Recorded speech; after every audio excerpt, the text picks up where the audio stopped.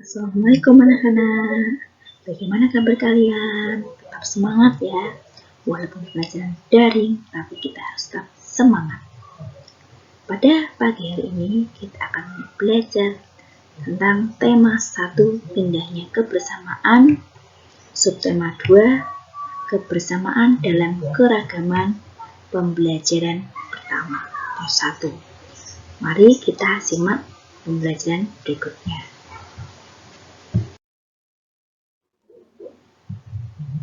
Sebelumnya, kamu sudah banyak belajar tentang indahnya keberagaman budaya Indonesia. Sekarang, kamu akan belajar tentang menjalin kerjasama dalam keberagaman.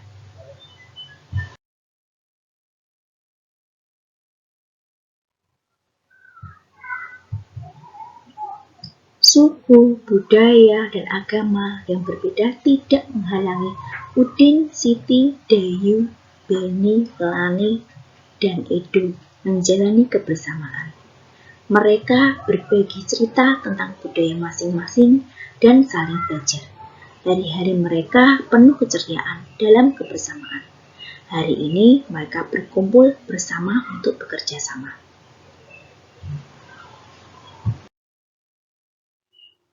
Mari kita baca bersama atau khusus membacakan, kalian menyimak cerita tentang kebersamaan mereka.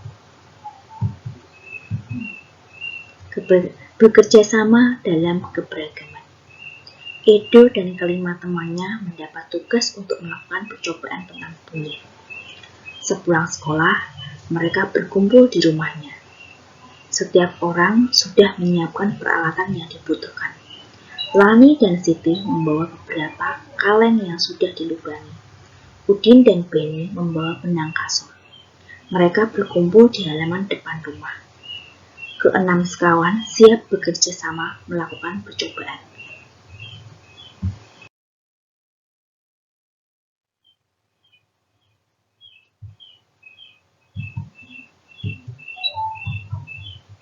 Saat percobaan akan dimulai, tiba-tiba terdengar azan. Siti dan Udin meminta izin teman-temannya untuk sholat. Teman-temannya mengizinkan mereka untuk melakukan ibadah. Edo meminjamkan ruang makannya untuk digunakan Siti dan Udin salat. Meskipun Edo beragama Katolik, ia tidak keberatan rumahnya dipakai untuk sholat. Beni yang beragama Kristen, Dayu yang beragama Hindu, dan Lani yang beragama Buddha menunggu dengan sabar temannya beribadah. Keenam sahabat selalu menghargai satu dengan yang lain.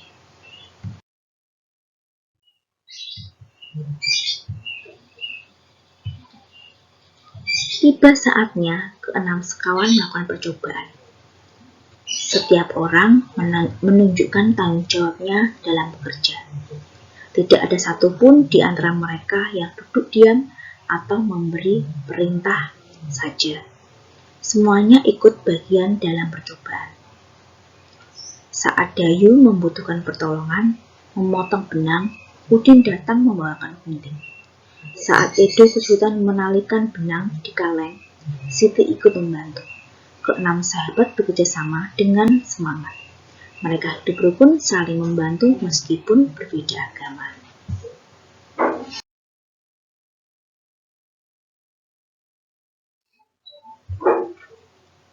Nah, tadi sudah membaca ya cerita tentang kebersamaan keenam sahabat tersebut. Nah, setiap bacaan biasanya terdiri atas beberapa paragraf. Setiap paragraf memiliki gagasan pokok yang didukung oleh gagasan pendukung. Gagasan pokok adalah ide utama yang dibahas dalam suatu bacaan. Dapat berupa kalimat inti atau berupa kalimat pokok paragraf. Gagasan pendukung adalah uraian atau tambahan informasi untuk gagasan pokok.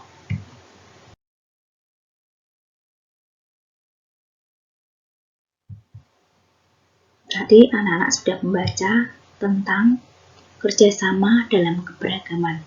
Setelah kalian membaca, kita mencari tahu mana gagasan pokok dan mana gagasan pendukung. Sudah bisa membedakan ya antara gagasan pokok dan gagasan pendukung. Pokok adalah intinya dari paragraf tersebut. Dan yang mendukung adalah kalimat yang dijabarkan dalam gagasan pokok tersebut.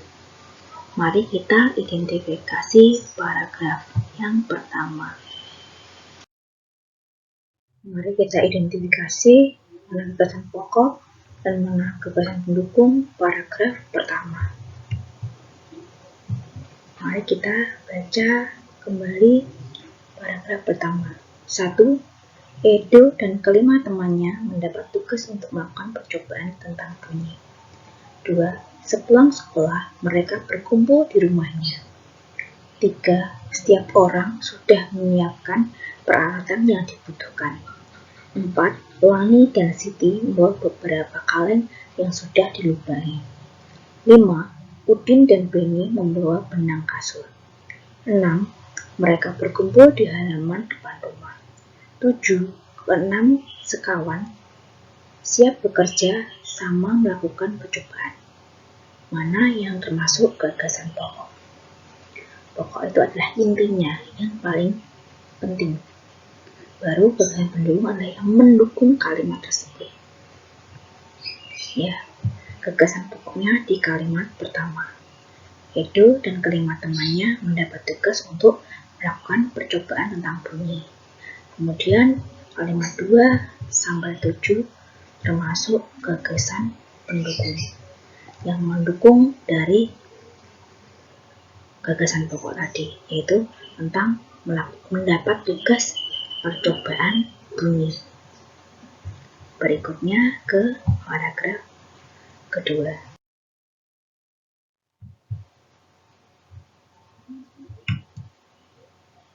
Satu, percobaan akan dimulai. Tiba-tiba terdengar azan. 2. Siti dan Udin meminta izin teman-temannya untuk sholat. 3. Teman-temannya mengizinkan mereka untuk melakukan ibadah. 4. Edo meminjamkan ruang makannya untuk digunakan Siti dan Udin sholat. 5. Meskipun Edo beragama Katolik, ia tidak keberatan rumahnya dipakai untuk sholat. Keenam, Beni yang beragama Kristen, Dayu yang beragama Hindu, dan Lani yang beragama Buddha menunggu dengan sabar temannya beribadah. 7. Keenam sahabat selalu menghargai satu dengan yang lain. Dari paragraf tersebut, mana yang termasuk gagasan pokoknya? Ya, yang gagasan pokok intinya adalah kalimat pertama, saat percobaan akan dimulai, tiba-tiba terdengar suara azan. Intinya, kejadian itu adalah terdengar suara azan. Maka, yang Islam melakukan sholat, yang berbeda agama menunggu. Itu merupakan kalimat pendukungnya.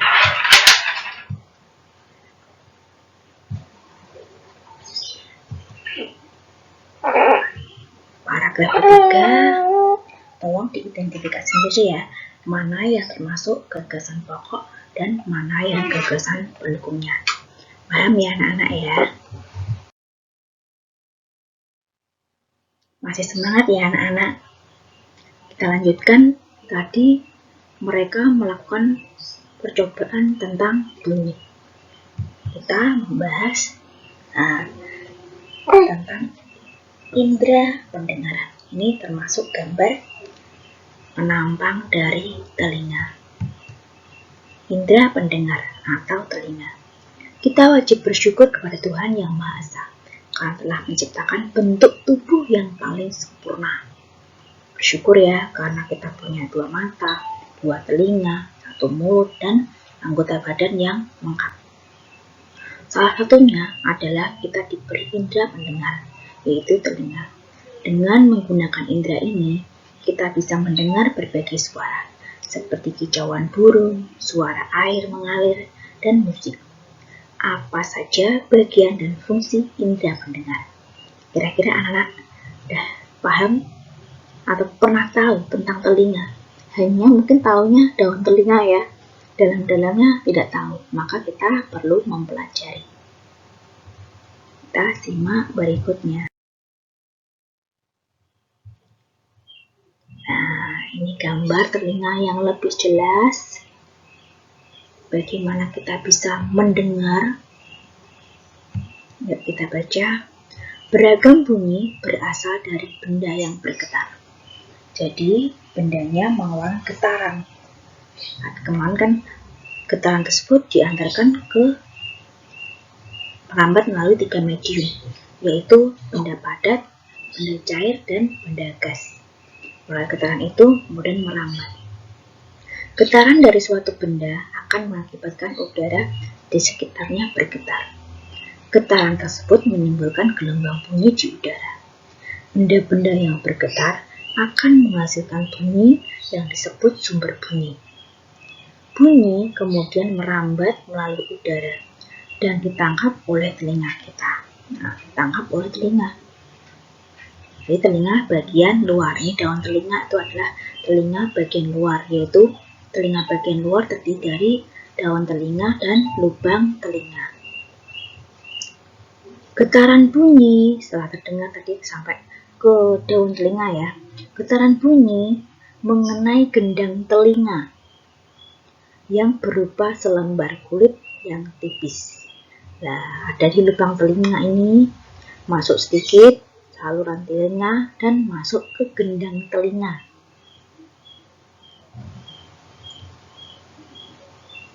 Getaran dari gendang telinga menjadi lebih besar di telinga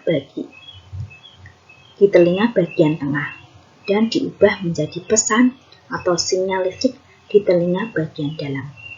Nah, gendang telinga dan kemudian 3 saluran pendengaran itu termasuk telinga bagian tengah. Kemudian sinyal tadi diperkuat dan di telinga tengah kemudian masuk ke telinga bagian dalam. Di telinga bagian dalam ini terdiri dari 3 saluran tengah. Dan di sini ada bentuknya seperti rumah siput, dinamakan klokea. Sinyal tersebut kemudian diteruskan oleh saraf pendengaran menuju ke otak, yang kemudian diterjemahkan jenis dari bunyi tersebut. Nah, setelah dari ini telinga bagian dalam kemudian disalurkan ke saraf. Nah, sehingga ketika kamu mendengar langsung dengan kecepatan itu ya masuk ke daun telinga, kemudian masuk ke telinga tengah, ke telinga dalam, kemudian ke saraf. Nah, kita bisa melakukan apa aja? Misalnya kamu mendengar suara keras, apa yang kamu lakukan? Menutup telinga. Padahal jarak telinga dengan tangan itu jauh. Tapi perintah dari saraf ini cepat sekali, ya, sehingga kamu bisa melakukan itu. Kemudian kamu mendengar orang menangis, kamu ikut menangis juga. Nah, jarak telinga dan mata juga jauh, karena tadi sinyalnya disalurkan saraf ke otak kita. Paham ya anak-anak ya?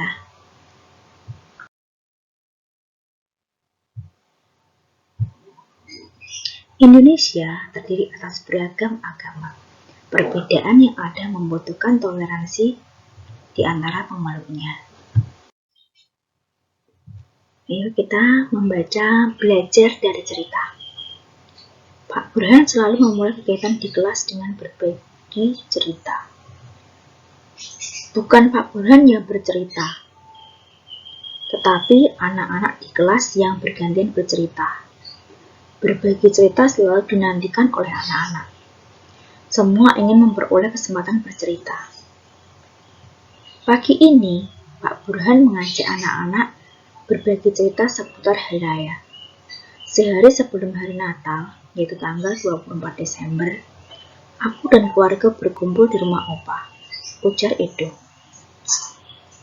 Di hari itu, Oma pasti memasak makanan spesial yang jarang dimasaknya di hari lain. Papeda juga menjadi makanan spesial yang terhidang di malam Natal. Kami sekeluarga berkumpul hingga larut malam. dan mengakhiri malam dengan berdoa. Nah, kalau di hari Natal pada tanggal 25 Desember, kami sekeluarga pergi beribadah di gereja.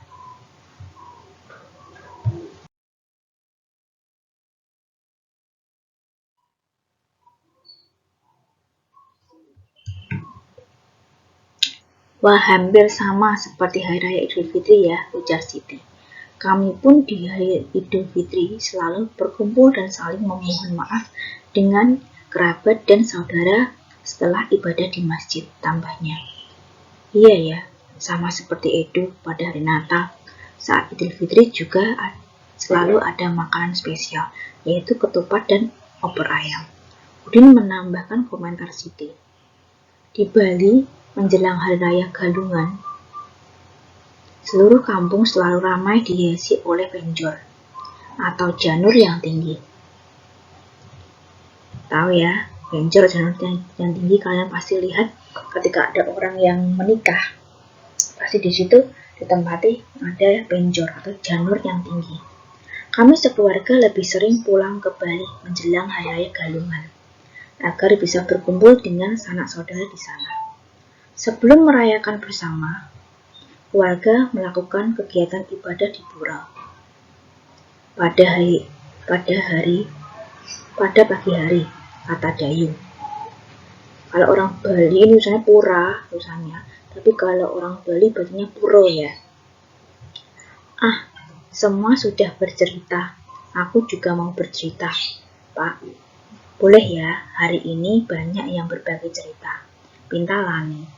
Pak Burhan dan teman-teman sekelas tertawa. Tentu saja boleh, Lani.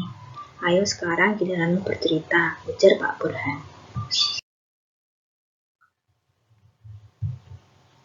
Nah, kamu pasti belum pernah mendengar cerita tentang kebiasaan keluargaku di Hari Raya Waisak. Sebenarnya sih tidak banyak berbeda. Ibu dan nenekku biasanya juga membuat masakan spesial menjelang Hari Raya Waisak. Saat ini nenekku yang paling tua. Jadi semua keluarga akan datang ke rumahku untuk berkumpul pada hari Waisak. Selain menyediakan makanan untuk keluarga, pada hari tersebut biasanya kami pun berbuat kebaikan bagi orang lain yang membutuhkan. Wihara, rumah ibadah kami pun dipenuhi cahaya lilin dari umat yang hadir untuk menjalankan ritual ibadah di sana. Lani mengakhiri ceritanya. Berbagi cerita memang selalu menyenangkan. Kita bisa belajar dari banyak cerita, juga belajar dari teman yang berbeda, ujar Pak Burhan untuk kegiatan pagi ini. Nah, teman-teman atau anak-anak di sini pasti tidak hanya satu agama. Kelas 4A pasti berbeda agama. Punya cerita sendiri masing-masing tentang kegiatan ibadahnya. Ya, nanti kapan-kapan bisa cerita ya tentang kegiatan kalian ketika melakukan kegiatan Hari Besar Agama.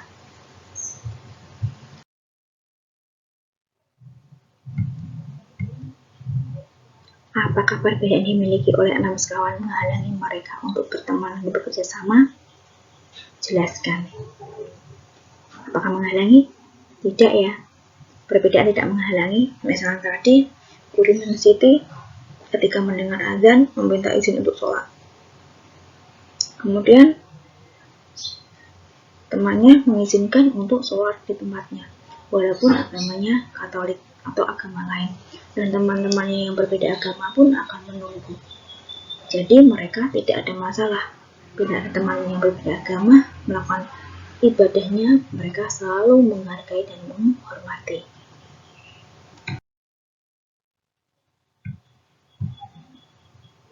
Bagaimana sikapmu jika kamu bermain dengan teman yang berbeda agama?